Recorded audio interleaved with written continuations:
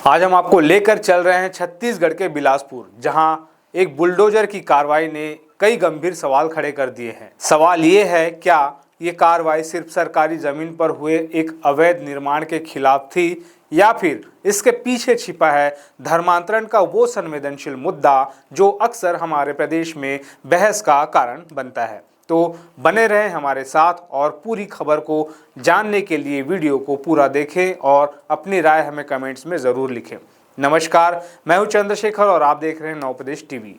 ये तस्वीर है बिलासपुर के सकरी थाना क्षेत्र के भरनी गांव की है। सोमवार का दिन था जब भारी पुलिस बल और प्रशासनिक अधिकारियों की मौजूदगी में इस 1500 वर्ग फीट में बने भवन को जमींदोज कर दिया गया। पहली नज़र में ये प्रशासन की अवैध कब्जे के खिलाफ एक सामान्य कार्रवाई लगती है, लेकिन रुकिए, कहानी इतनी सीधी नहीं है। इस इमारत को लेकर गांव के लोग और कई हिंदू संगठन पिछले एक साल से लगातार शिकायत कर रहे थे। उनका आरोप था कि ये कोई साधारण मकान नहीं बल्कि एक प्रार्थना भवन यानी कि चर्च था, जिसे धर्मांतरण का अड्डा बना दिया गया था। तो अवैध धर्मांतरण का था। इस गांव में एक महीने पहले ही अवैध धर्मांतरण जो हो रहा था, छोटे छोटे बच्चों का, महिलाओं का, और यहाँ ग्राम वासियों का जो धर्मांतरण हो रहा था, जिसको गांव वालों के द्वारा पकड़ा गया था।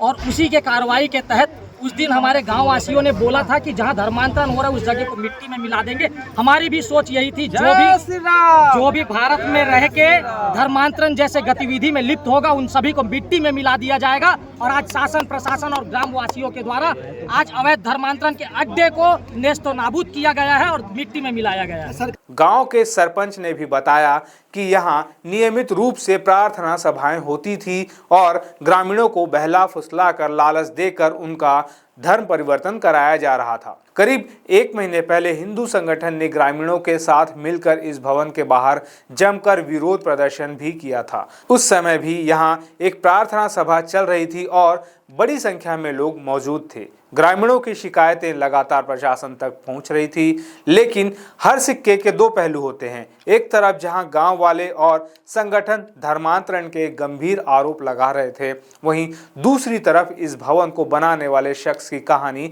कुछ और ही है। इस भवन के मालिक है आकाश खरे। आकाश इन सभी आरोपों को सिरे से खारिज करते हैं। उनका कहना है, ये हमारा निजी मकान है जिसे हमने रहने के लिए बनाया था। यहाँ किसी भी तरह का कोई भी धर्मांतरण नहीं कराया जा रहा। आकाश खरे बताते हैं कि वो और उनका परिवार पिछले 10 सालों से ईसाई धर्म को मानते हैं और वो अपने घर में अपने परिवार के साथ ही प्रार्थना करते थे। उन्होंने साफ कहा कि ये उनकी निजी आस्था का मामला है और इसका धर्मांतरण से कोई लेना देना नहीं है।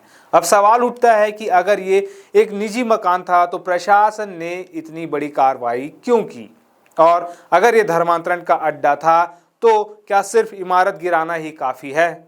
इस कहानी में एक और पेंच है। जानकारी के मुताबिक कुछ महीने पहले भी इसी भवन में चल रही एक प्रार्थना सभा के दौरान पुलिस ने छापा मारा था। उस वक्त वहां मौजूद 7 से 8 लोगों के खिलाफ प्रतिबंधात्मक धाराओं के तहत कार्रवाई की गई थी। इस कार्रवाई के बावजूद यहां गतिविधियां जारी रही, जिसके बाद ग्रामीणों ने फिर से शिकायत की और मामला इस बुलडोजर एक्शन तक पहुंच गया। तो अब आते हैं प्रशासन के पक्ष पर। जब हमने इस मामले में प्रशासनिक अधिकारियों के रुख को जानने की कोशिश की तो एक बात साफ तौर पर सामने आई। शासन और प्रशासन का कहना है कि उनकी ये कार्रवाई धर्मांतरण के आरोपों पर नहीं बल्कि एक सीधे और स्पष्ट तथ्य पर आधारित है। ये भवन सरकारी जमीन पर अवैध रूप से बनाया गया था। अधिकारियों के अनुसार जब शिकायतें मिली तो जमीन की जांच की गई। जांच में ये पाया गया कि जिस 1500 वर्ग फीट की जमीन पर ये भवन बना था वो सरकारी संपत्ति है और इस पर अवैध कब्जा किया गया था। तहसीलदार और CSP city superintendent of police के नेतृत्व में टीम ने तथ्यों की पुष्टि की और उसके बाद ही इस अवैध निर्माण को गिराने का फैसला लिया गया। ये शासकीय भूमि पर अतिक्रमण किया गया था एक परिवार के द्वारा, जिसका ऑलरेडी निवास उनके जस्ट बगल में ही बना हुआ है। तो ग्राम पंचायत के द्वारा विधि सम्मत रूप से प्रस्ताव पारित कर ग्राम पंचायत के द्वारा कार्रवाई की जा रही है, जिसमें पुलिस और प्रशासन का सहयोग है। तो इस पूरी कहानी को अब 3 अलग अलग नजरियों से देखते हैं। पहला, ग्रामीण और हिंदू संगठन उनके लिए ये आस्था और संस्कृति की लड़ाई है। उन्हें डर है कि उनके गांव में बाहरी लोग आकर लालच के जरिए उनकी जड़ों को कमजोर कर रहे हैं। उनका विरोध धर्मांतरण के खिलाफ है और उनके लिए इस भवन का गिरना उनकी जीत है।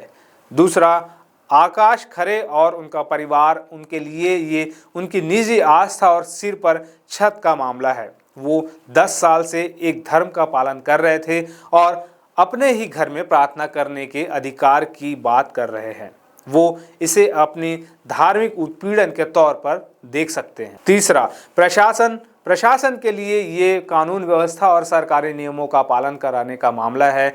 उनकी नज़र में जमीन सरकारी थी, निर्माण अवैध था, इसलिए उसे गिरा दिया गया। अंदर क्या हो रहा था वो कार्रवाई का प्राथमिक कारण नहीं था, बल्कि शिकायतों की वजह से मामला नज़र में आया। ये मामला हमें सोचने पर मजबूर करता है, क्या हर प्रार्थना सभा को धर्मांतरण की कोशिश मान लेना चाहिए, या फिर क्या निजी आस्था की आड़ में संगठित रूप से धर्म परिवर्तन की गतिविधियों को नज़रअंदाज कर देना चाहिए।